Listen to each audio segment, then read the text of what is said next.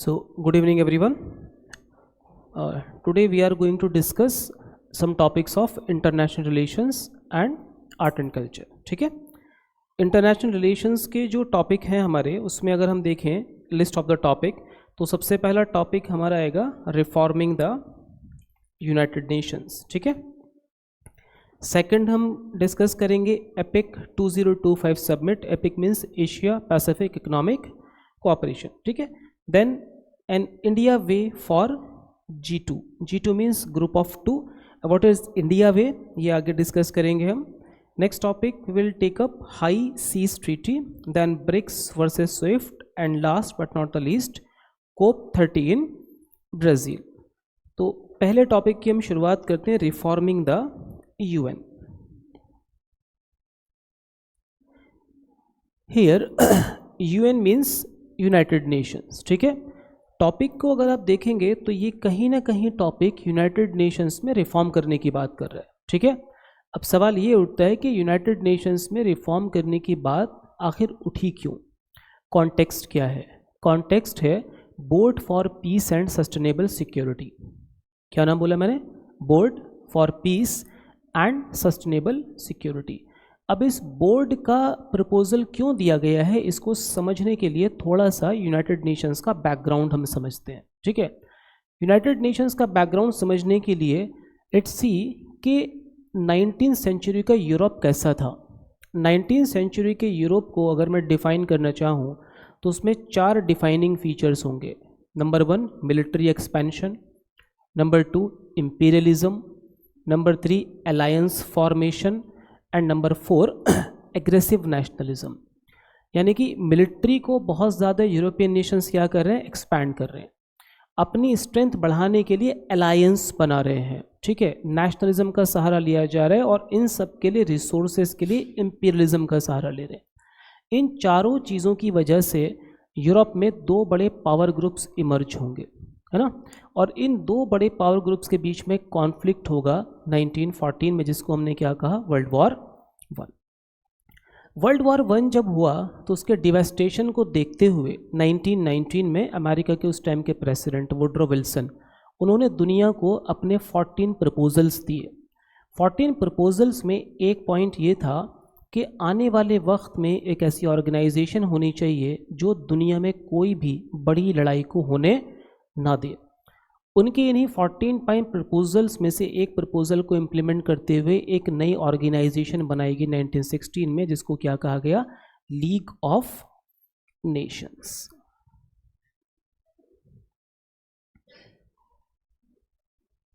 ठीक है साहब,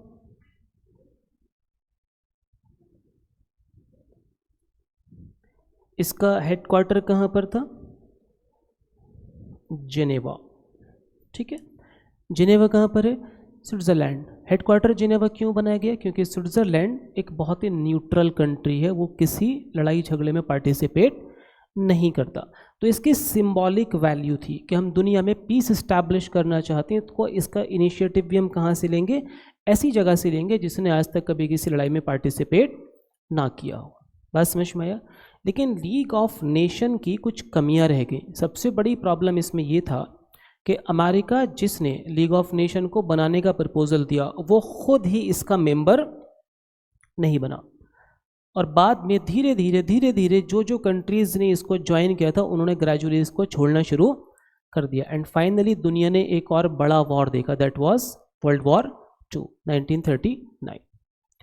अब जब ये वर्ल्ड वॉर 2 चल रहा था तो उस टाइम के ग्लोबल लीडर्स, थिंकर्स, उनको एक चीज़ समझ में आ गई थी कि दुनिया अब तीसरा वर्ल्ड वॉर अफोर्ड नहीं कर सकती.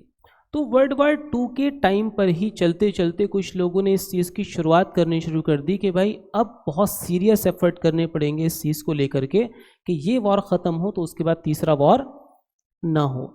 इन्हीं एफर्ट्स का फाइनल नतीजा निकला United Nations organisation 1945, New York city.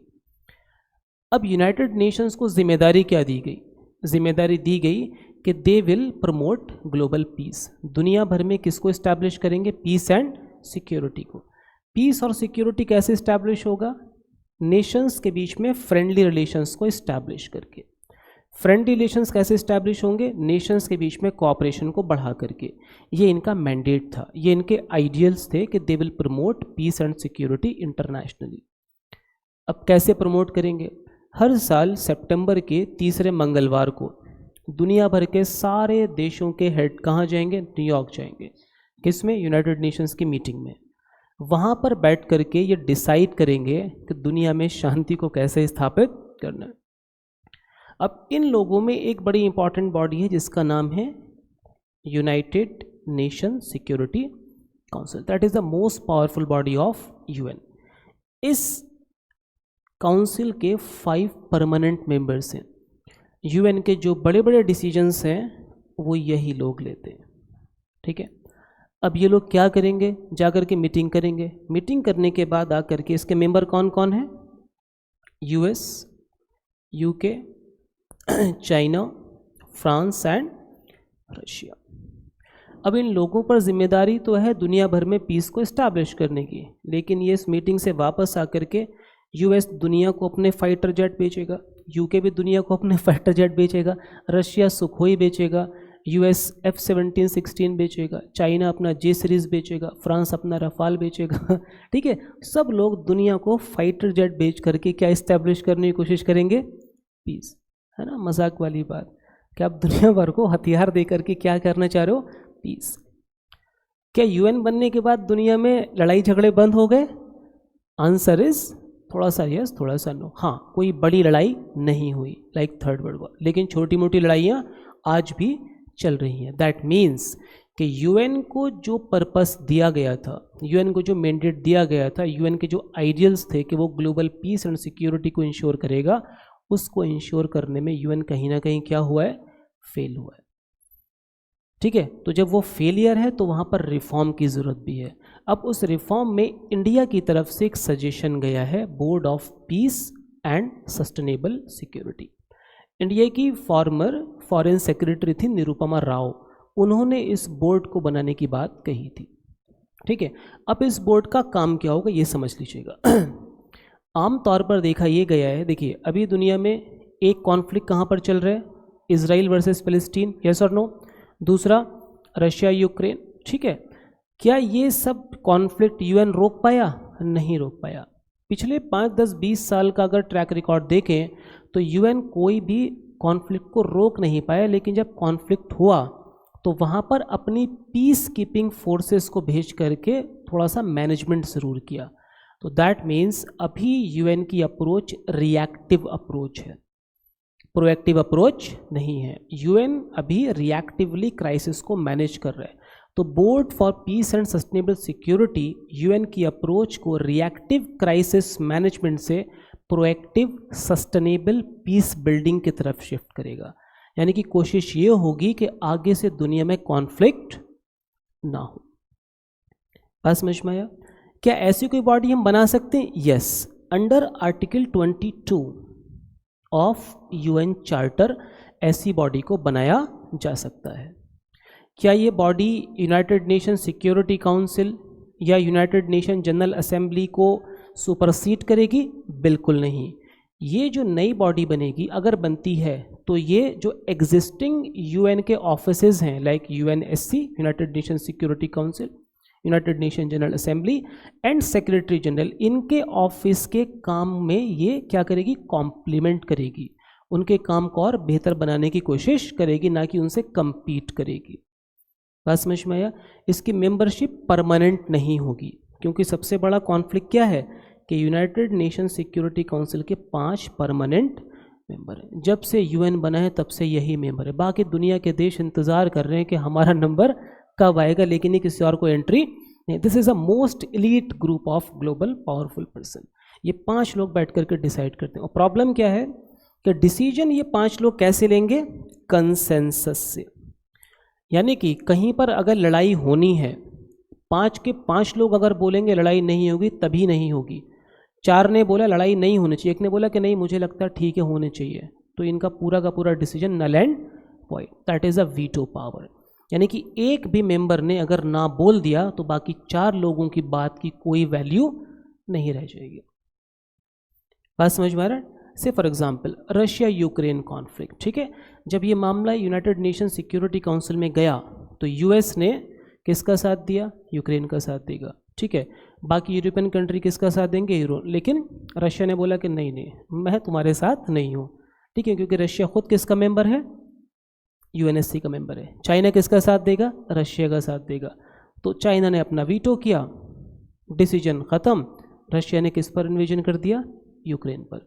तो इनके इस परमानेंट मेंबरशिप और वीटो पावर की वजह से बहुत सारे डिसीजन में कंसेंसस बन ही नहीं पा रहा है। इसीलिए जो नया बोर्ड सजेस्ट किया गया है, इस बोर्ड की मेंबरशिप कैसी होगी? रोटेशनल बेसिस पर होगी, परमानेंट मेंबर्स इसके नहीं होंगे। बात समझ में आया? सिर्फ इस बोर्ड की वजह से यूएन न्यूज़ में था। Now the most important thing, देखो यार, ये बोर्ड अभी बना नहीं है, इसका प्रपोजल आया है, ठीक है। अगर ये बोर्ड बन जाता है तब यूपीएससी में ask about this board in prelims. सिर्फ प्रपोजल पर सवाल मुझे नहीं लगता कि यूपीएससी पूछेगा, बट इस बोर्ड का रिलेवेंस क्या है?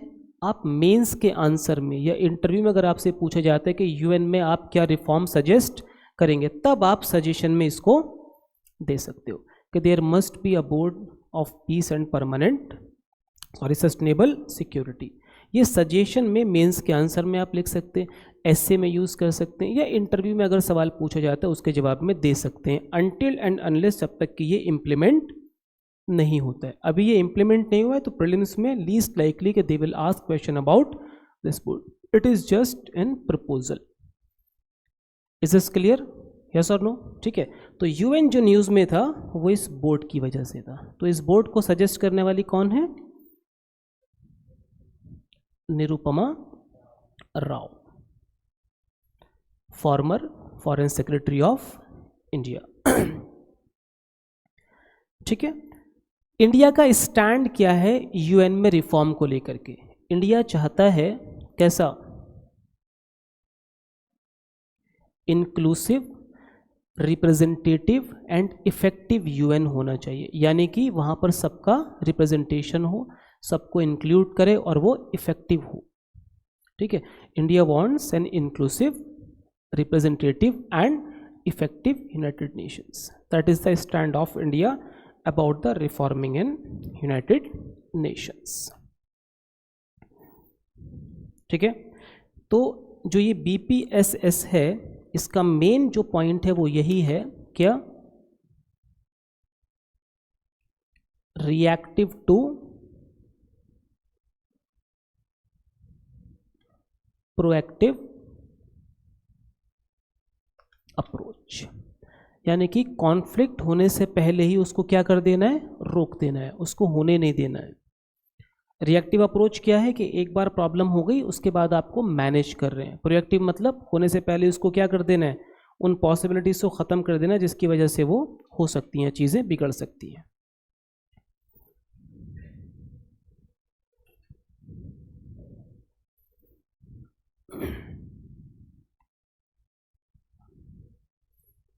ठीक है।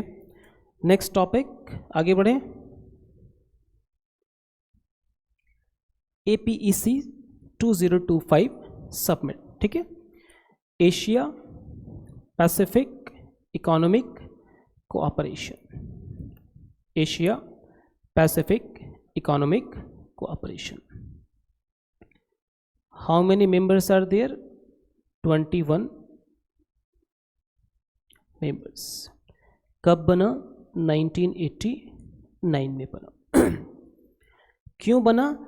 एशिया पैसिफिक रीजियन के जो कंट्रीज़ हैं उन कंट्रीज़ में आपस में फ्री ट्रेड एंड इन्वेस्टमेंट को प्रमोट करने के लिए।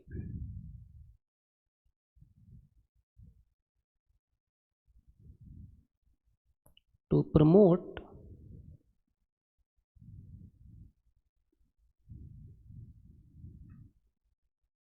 free trade and investment among the member countries in the Asia Pacific region।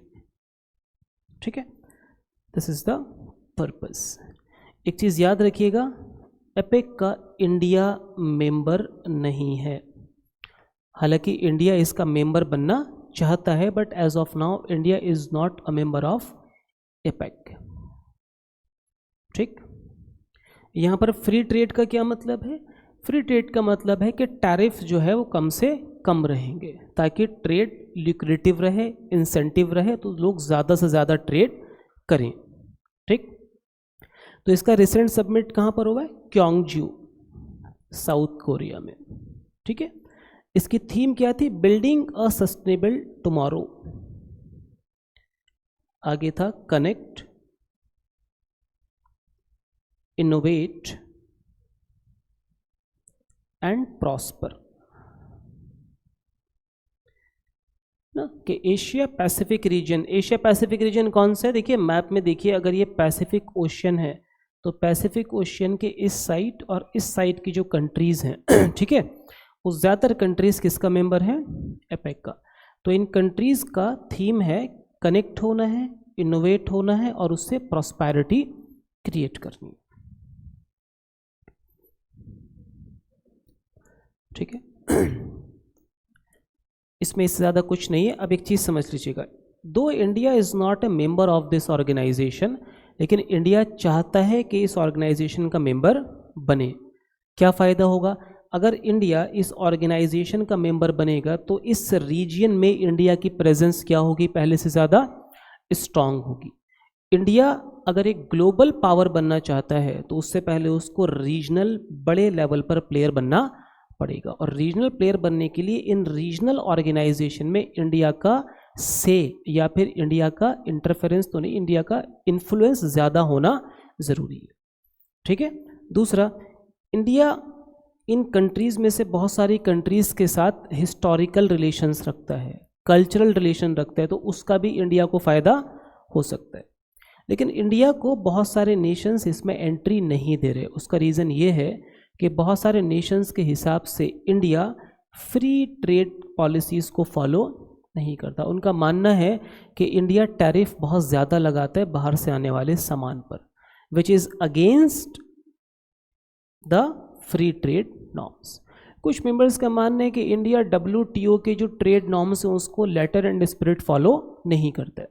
इस वजह से बहुत सारे मेंबर्स इंडिया की एंट्री को एपेक में आने से रोकने की कोशिश करते हैं। That's it about APEC. ठीक है, इसमें आप ये कर सकते हैं कि मेंबर्स के नाम मैप की हेल्प से याद कर सकते हैं इसमें। ठीक है, लेकिन ज़्यादातर कंट्रीज जो हैं वो पैसिफिक ओशियन के आसपास के हैं। आगे बढ़ें।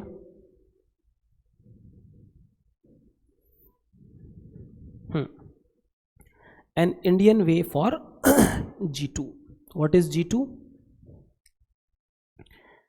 देखो, दुनिया में एक सिस्टम चल रहा है, कुछ कंट्रीज आपस में मिल करके एक ग्रुप बनाती हैं। ग्रुप मतलब G है ना, एक G4 है, एक G7 है, एक G8 है, एक G20 है, और अब एक नया मार्केट में क्या आया है? G2। What is G4? G4 उन 4 कंट्रीज़ का ग्रुप है जो एक दूसरे की यूनाइटेड नेशंस की सिक्योरिटी काउंसिल में परमानेंट सीट की पैरवी करते हैं। India, Brazil, Germany and Japan. G7 और G8 पहले था, G7 हो गया, G20। ये बेसिकली मल्टीपल कंट्रीज़ मिल करके ग्लोबल इकोनॉमी को कैसे बेहतर बना सकते हैं, ग्लोबल पॉलिटिकल सिस्टम को कैसे बेहतर बना सकते हैं, ये सब चीज़ें सोचते हैं। लेकिन अभी नया वर्ल्ड मार्केट में क्या चल रहा है? G2। अब देखिए, G2 याद रखिएगा, ये कोई फॉर्मल ऑर्गेनाइजेशन नहीं है, इट इज़ नॉट फॉर्मल। ठीक, देखिए, ग्लोबल इकोनॉमी में जब स्लो डाउन आया तो उस टाइम पर 2005 में एक अमेरिकन इकोनॉमिस्ट ने यह आइडिया दिया कि ग्लोबल इकोनॉमी को अगर हमें बेहतर बनाना है तो पूरी दुनिया की 2 बड़ी इकोनॉमिक पावर्स को साथ में आना पड़ेगा, और वो कौन है? US and China. ठीक है, तो इन्हीं दोनों को मिला करके क्या किया है? G2। अब इनको साथ में क्यों आना चाहिए? देखिए, इस वक्त में जो इंडस्ट्रियल रेवोल्यूशन चल रहा है दुनिया में, उसको हम बोलते हैं इंडस्ट्रियल रेवोल्यूशन 4.0। और इस इंडस्ट्रियल रेवोल्यूशन में हम मेन चीज़ किस पर फोकस करते हैं? Digital technology. ठीक है, डिजिटल टेक्नोलॉजी के दो पार्ट होते हैं, एक सॉफ्टवेयर और दूसरा हार्डवेयर। दुनिया में सॉफ्टवेयर के मामले में जो सबसे पावरफुल कंट्री वो क्या है? यूएस। इनके पास है सिलिकॉन वैली। सिलिकॉन वैली में बड़ी बड़ी चिप मैन्युफैक्चरिंग कंपनीज इनकी हैं। एप्पल, इंटेल, एनवीडिया, सब पर किसका डोमिनेंस है? यूएस का। दूसरी डिजिटल टेक्नोलॉजी में पार्ट होता है हार्डवेयर। हार्डवेयर में किसको महारत हासिल है? चाइना को। इनके पास अगर सिलिकॉन वैली है तो इनके पास शेंजेंग है, जहाँ पर इनके पास रोबोटिक्स के बहुत अच्छे इंफ्रा है। BYD जैसी कंपनी है, हुआवे जैसी कंपनी है जो बेहतरीन हार्डवेयर बनाती है। अब डिजिटल टेक्नोलॉजी में अगर आपको एक्सेल करना है तो आपको सॉफ्टवेयर और हार्डवेयर दोनों पर कंट्रोल करना होगा। तो अगर यूएस और चाइना एक साथ मिल जाते हैं, ठीक है, तो ये दोनों बहुत बड़े क्या बन जाएंगे? Technological giant. दोनों अपने आप में आत्मनिर्भर, तेरा हार्डवेयर मेरा सॉफ्टवेयर, बात खत्म।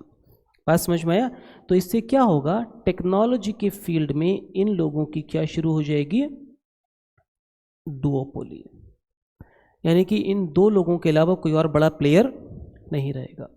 ठीक, ये दो लोग जैसा चाहेंगे वैसा मार्केट को चलाएंगे।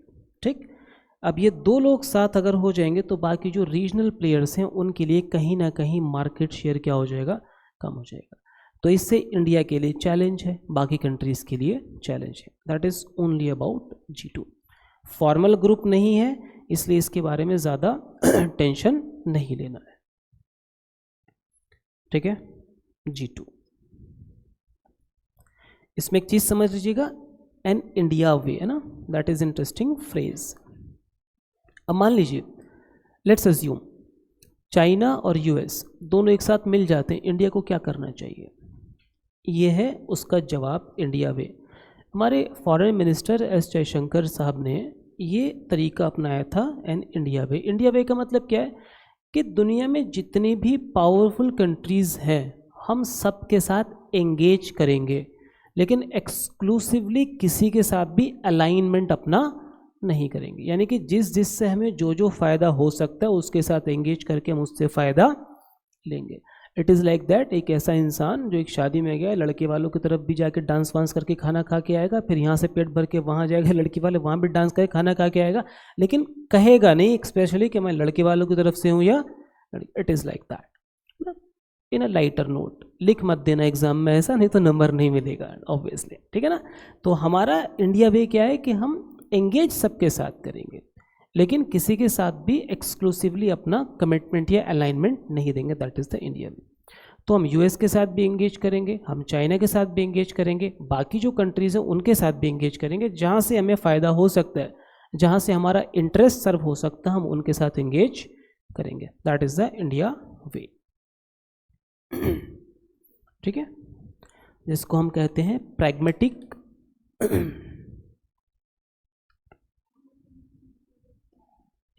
And interest driven approach. Pragmatic जो पॉसिबल हो, है ना, जिसको किया जा सकता है। इंटरेस्ट ड्रिवन मतलब उसमें हमारा फायदा होना चाहिए। Pragmatic and interest driven approach, that is India way. तो G2 में याद रखिएगा, G7 is a formal group, G20 is a formal group, है ना, G2 is not a formal group. ठीक है, ये सिर्फ कुछ लोगों का सजेशन है कि ग्लोबल प्रॉब्लम्स को सॉल्व करने के लिए दुनिया की दो बड़ी इकोनॉमीज को साथ में आना चाहिए। मैंने बता दिया, अगर दोनों साथ आती हैं तो जो अभी इंडस्ट्रियल रेवोल्यूशन 4.0 चल रहा है, जिसमें मेन पॉइंट क्या है? डिजिटल टेक्नोलॉजी, उसको किस तरह से रेवोल्यूशनाइज कर सकते हैं, क्योंकि दोनों के पास अपना अपना कंपैरेटिव एडवांटेज है। एक के पास हार्डवेयर बहुत अच्छा है, दूसरे के पास सॉफ्टवेयर बहुत अच्छा है।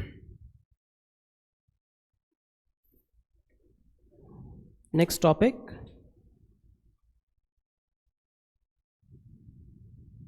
High seas treaty. इसका एक और नाम है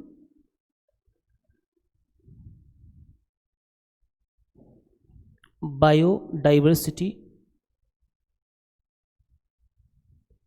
beyond national jurisdiction। और ट्रीटी का जो ऑर्गेनाइजेशन है वो क्या है? UNCLOS, United Nation convention on law of seas. ठीक है, कैसा है? लीगली बाइंडिंग, यानी कि अगर आपने इसको अग्री कर दिया तो आपको इसको फॉलो करना पड़ेगा। ठीक है,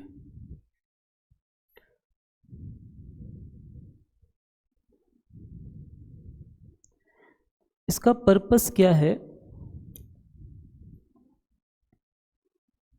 preserve and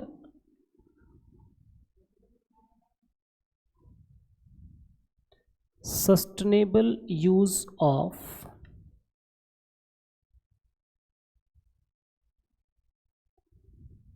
marine resources,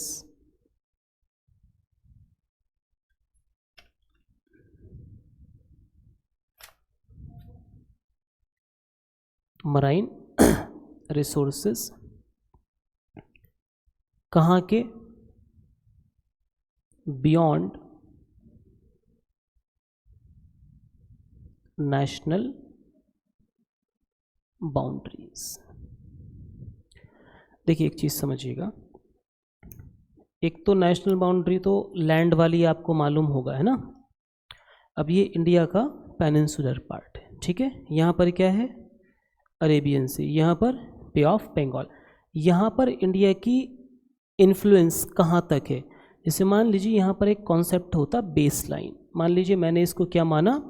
base line. Base line के इधर 200 नॉटिकल माइल्स तक इंडिया का जो एरिया है इसको कहा जाएगा एक्सक्लूसिव इकोनॉमिक जोन। यानी कि इस बेस लाइन से 200 nautical mile, 1 nautical mile is somewhere around 1.85 kilometre. तो यहाँ तक इंडिया अपनी इकोनॉमिक एक्टिविटीज़, साइंटिफिक एक्सप्लोरेशन कर सकता है और दूसरे कंट्रीज़ की एक्टिविटीज़ को रेगुलेट कर सकता है। लेकिन इस 200 नॉटिकल माइल के बियॉन्ड वाला जो एरिया है वो क्या है? High seas. ठीक, इस हाई सीज को कहा है कॉमन हेरिटेज। क्या कहा है? Common heritage of human kind. यानी कि हाई सीज के बियॉन्ड जो एरिया है वो जितने भी लोग हैं सबके लिए क्या है? वो कॉमन है, सब लोग इसको यूज़ कर सकते हैं। तो जो हाई सीज ट्रीटी है ना, ये इस ही कॉमन हेरिटेज के प्रिजर्व करने और इसके सस्टेनेबल यूज़ को इंश्योर करने की कोशिश कर रही है। बात समझ में आया? यानी कि इस लाइन के बियॉन्ड जो भी एक्टिविटीज़ हैं उनको ये कंट्रोल करेगी कि किस तरह से उसको प्रिजर्व कर सकते हैं और किस तरह से उसका सस्टेनेबल यूज़ कर सकते हैं। That is the purpose of this treaty. अब यहाँ पर कुछ चैलेंजेस ये हैं कि मान लीजिए यहाँ पर कुछ रिसोर्सेज हैं। अब वो रिसोर्सेज किसके हैं? सबके। तो इन रिसोर्सेज से होने वाले बेनिफिट जो होंगे उसको आप सब लोगों में कैसे डिस्ट्रीब्यूट करोगे?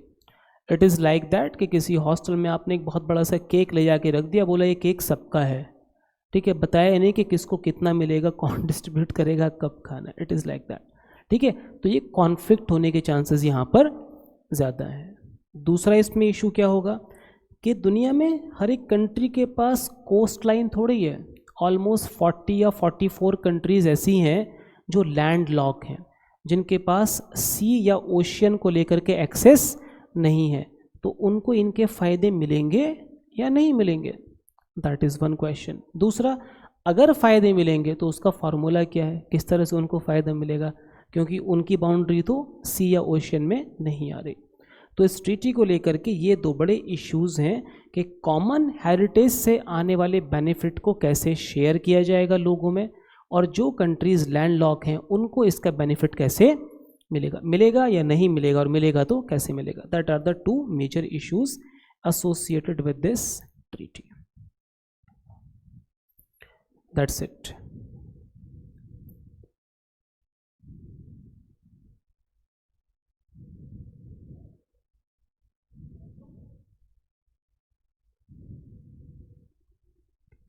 ठीक है।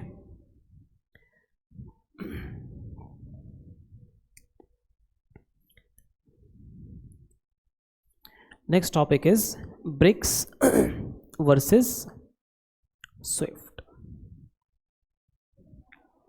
What is BRICS? Brazil, Russia, यानी बेसिकली क्या है, ये ग्रुपिंग ऑफ कंट्री है। What is SWIFT? देखिए, society for worldwide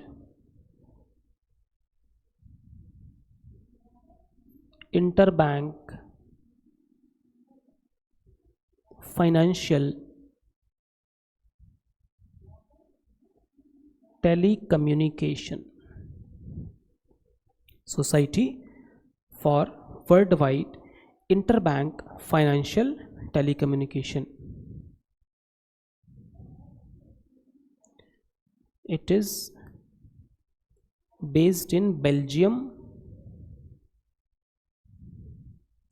and almost 11,000 plus जो बैंक्स हैं दुनिया भर के वो इसके मेंबर्स हैं।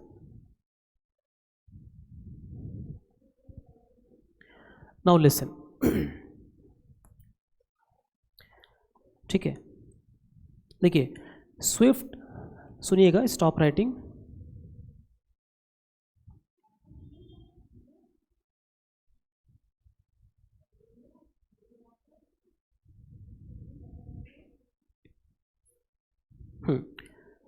देखिए स्विफ्ट बेसिकली क्या है, इस चीज़ को समझिए। Say for example there is a person A, he is in US, ठीक है।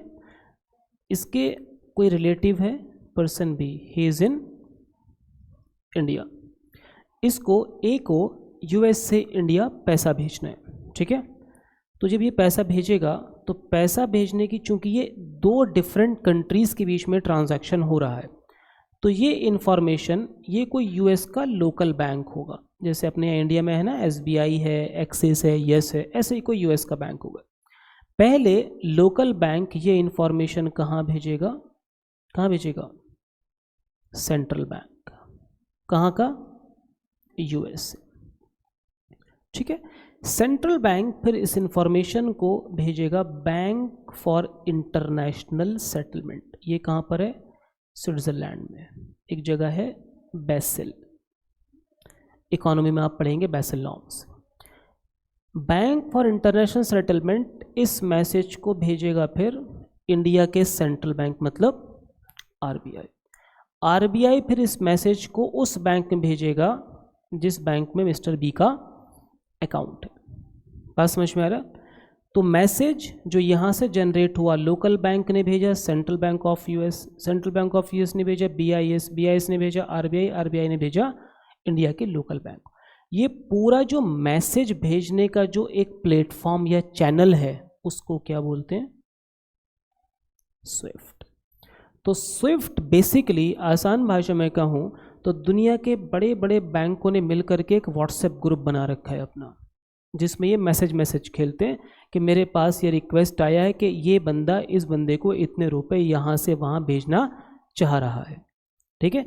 याद रखिएगा स्विफ्ट सिर्फ मैसेजिंग प्लेटफॉर्म है, यहाँ से कोई भी पैसा ट्रांसफ़र नहीं होता। पैसा ट्रांसफ़र होने का मैसेज इस चैनल के ज़रिए एक बैंक से दूसरे बैंक में जाता है। बात समझ में आया? ठीक है। अब ये स्विफ्ट क्यों न्यूज़ में चल रहा है? देखो, आपको इंटरनेशनल अगर ट्रांजैक्शन करने हैं तो आपको स्विफ्ट के नेटवर्क में होना पड़ेगा, ठीक है। लेकिन कुछ दिन पहले ब्रिक्स कंट्रीज़ का एक मेंबर है रशिया। रशिया पर यूएस और ईयू ने कुछ सैंक्शंस लगाए। सैंक्शंस लगाने के बाद रशिया के बहुत सारे बैंक को स्विफ्ट के नेटवर्क से क्या कर दिया? निकाल दिया गया। यानी कि रशिया के वो बैंक अब कोई इंटरनेशनल ट्रांजैक्शन नहीं कर पाएंगे। तो ब्रिक्स कंट्रीज़ की ये पुरानी कोशिश है कि वो दुनिया भर में जो फाइनेंशियल सिस्टम है वो कौन डोमिनेट करता है? यूएस डोमिनेट करता है। किस करेंसी पर चलता है? डॉलर पर चलता है। तो ब्रिक्स का मानना है कि जो ग्लोबल फाइनेंशियल आर्किटेक्चर है उस पर डिपेंडेंस कम किया जाए, डॉलर पर डिपेंडेंस कम किया जाए और अपना नया सिस्टम ग्रेजुअली बनाया जाए। इसी के चलते 2014 में ब्रिक्स ने एक फोर्टालेज़ा डिक्लेरेशन किया। फोर्टालेज़ा डिक्लेरेशन के बाद उन्होंने बनाया न्यू डेवलपमेंट बैंक और एक रिजर्व बनाया, एक पैसे का एक कॉर्पस था जिससे वो अपने मेंबर कंट्रीज़ की हेल्प कर सकते थे। बाद में 2024 में कजान रशिया, वहाँ पर इन्होंने बताया कि now we are going to launch BRICS pay as an alternative to SWIFT. ठीक है, तो जो दुनिया का स्विफ्ट सिस्टम है उसका ऑल्टरनेटिव उन्होंने किसको दिया? ब्रिक्स पे को। अब अगर ये सारी कंट्री, सुनिएगा, अगर ये सारी कंट्री कौन कौन सी ब्रिक्स के जो मेंबर्स हैं, अगर ये ब्रिक्स पे यूज़ करेंगे, ठीक है, तो इनके साथ में एक आसानी ये है कि ये अपनी लोकल करेंसी में ट्रांजैक्शन कर सकते हैं। अगर लोकल करेंसी में ट्रांजैक्शन होगा तो डॉलर को ये नेगलेक्ट करेंगे। That is the reason Trump साहब को ये बात बहुत बुरी लगी और उन्होंने धमकी दे दी, बोला 100% का टैरिफ मारूंगा। ठीक है, आजकल वही करते हैं वो बैठ करके।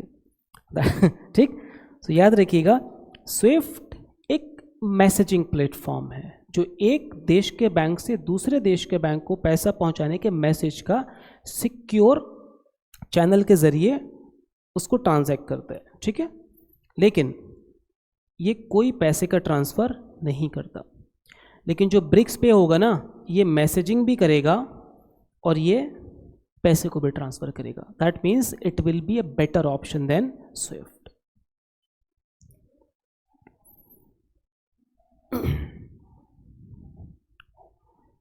ये देख लीजिएगा, पूछा जा सकता है। इससे पहले 2018 में भी ये न्यूज़ में था स्विफ्ट सिस्टम, जब मेहुल चोकसी और नीरव मोदी ने एक स्कैम किया था पीएनबी बैंक वाला ना, उसमें भी इसका मिसयूज़ किया गया था।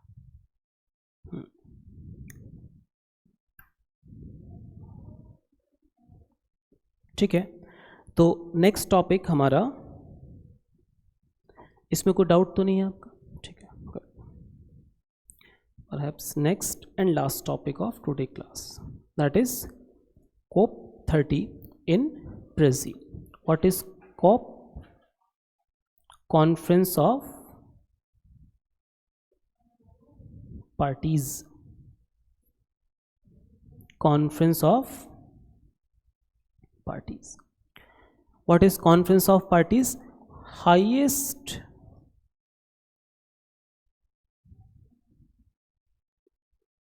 decision making by UNFCCC, United Nation Framework on Climate Change। ठीक है, UNFCCC के अंडर ये हाईएस्ट डिसीजन मेकिंग बॉडी है जो क्लाइमेट चेंज एक्शन को डिसाइड भी करती है और रिव्यू भी करती है कि हमें क्या करना है और जो करना है उसको हमने कितना किया है। ठीक है, एवरी ईयर, हर साल होती है। हर साल दुनिया भर के दुनिया भर के जितने भी लीडर्स हैं वो अपने चार्टर प्लेन से, बड़े बड़े एरोप्लेन से ग्लोबल वार्मिंग करते हुए यहाँ जाते मीटिंग करने। ठीक है, डिसाइड करने के लिए कि ग्लोबल वार्मिंग को कम कैसे किया जाएगा। है समझ में आ रहा है? हाँ, देखो हर जगह हिपोक्रेसी मिलेगी ग्लोबल पॉलिटिक्स में। वहाँ पर वो जेट बेच के शांति स्थापित कर रहे हैं, अपना अपना स्टाइल है। है ना, ऑफेंस में भी बंदूक, डिफेंस में भी बंदूक, है ना। अब हम बनाएंगे मिर्ज़ापुर को अमेरिका, यहीं से वो डायलॉग आया था। हाँ, ठीक है। तो COP30 इन ब्राज़ील। ब्राज़ील में कहाँ हो रहा है ये? ब्राज़ील का एक शहर है बेलेम। कहाँ? बेलेम। ठीक है, कहाँ पर पड़ता है ये? Amazon forest. तो अमेज़न फॉरेस्ट की सिंबॉलिकल वैल्यू है, इनको कहा जाता है लंग्स ऑफ अर्थ। ठीक है, तो ऐसी जगह पर हम पर्यावरण को बचाने की कोशिश कर रहे हैं जिसकी पर्यावरण के लिए बहुत ही ज़्यादा इम्पॉर्टेंस है, तो ये सिंबॉलिज्म है बेसिकली, ठीक है ना। तो दुनिया भर के लीडर वहाँ पर, अब देखिए एक चीज़ समझिएगा, ये जो सबमिट है ये 10 नवंबर से शुरू होकर कब तक चलेगी, 21 नवंबर तक, ठीक। तो फाइनल कंक्लूजन कब आएगा, 21 नवंबर के बाद। तो बेहतर होगा कॉम्प्रिहेंसिव वे में अपकमिंग प्रीलिम्स के लिए आप इसको 21 नवंबर के बाद पढ़ें। बात समझ में आ रहा है, क्योंकि क्या क्या डिसीजन हुए, क्या रिव्यू हो, सारा का सारा 21 के बाद यानी कि 22 तक वो आ जाएगा। तो नेक्स्ट वाले जो नवंबर के करंट अफेयर होंगे उसमें कॉम्प्रिहेंसिवली कवर हो जाएगा, ठीक है। लेकिन अभी एक नई चीज़ इसमें ये आई है कि ब्राज़ील ने ऑफर किया है क्या, tropical forest forever facility, tropical forest forever facility. इसका क्या मतलब है, ये बेसिकली एक फंड है, कितने डॉलर का, 125 बिलियन डॉलर का, ठीक है। हाँ, यानी कि जितने भी कंट्रीज़ इसके मेंबर हैं इस कॉन्फ्रेंस ऑफ पार्टीज़ के, वो लोग मिलकर के 125 बिलियन डॉलर को अरेंज करेंगे, और इससे क्या होगा, इससे रिवॉर्ड दिया जाएगा। क्या दिया जाएगा, रिवॉर्ड। किनको, उन कंट्रीज़ को जिन्होंने अपने ट्रॉपिकल फॉरेस्ट को कंजर्व किया है।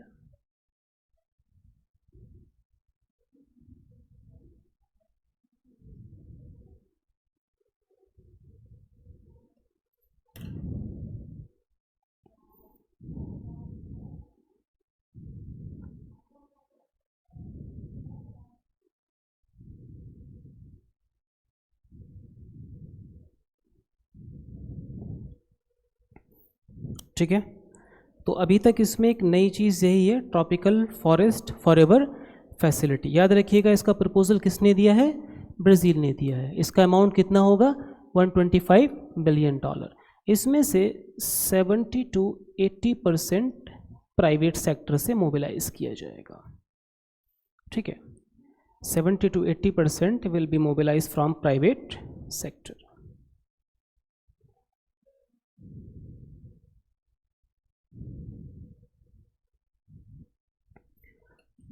ठीक है, so this was all about the current affairs of last week of international relation. दूसरी बात आती है हिस्ट्री करंट अफेयर्स की। सुन लीजिएगा, हिस्ट्री में एक न्यूज़ में चल रहा था इंडस वैली सिविलाइजेशन। अब इंडस वैली सिविलाइजेशन न्यूज़ में अगर है तो जितना बेहतर क्लास नोट्स में है उससे बढ़िया और कहीं नहीं मिलेगा। तो बेटर है वो आपका स्टैटिक पोर्शन क्लास नोट से कवर हो जाएगा। और जो लोग भी ऑनलाइन इसको देख रहे हैं वो अजमलाइस एकेडमी के स्टडी मटेरियल को एक्सेस करके या ऑनलाइन क्लासेस को एक्सेस करके ऐप पर उसको देख सकते हैं। दूसरी चीज़ न्यूज़ में थी अर्थमेटिक या मैथमेटिक्स वाला, वो भी हम लोगों ने एंशिएंट की क्लासेस में कवर किया है। तो बेसिकली हिस्ट्री का कुछ खास करंट नहीं है, हिस्ट्री के जो टॉपिक्स हैं वो किसी वजह से न्यूज़ में आ जाते हैं, तो वो टॉपिक रिलेटिवली इंपॉर्टेंट हो जाता है। वो टॉपिक हम सारे क्लास में एग्जॉस्टिवली कवर कर चुके हैं, ठीक है। अभी टाइम बहुत ज़्यादा हो जाएगा इसलिए हम उसको अभी टिकअप नहीं करेंगे। हाँ, कुछ अगर नया आएगा जो क्लास नोट्स में नहीं है, definitely we will discuss in current affair session. Thank you so much, wish you all the best.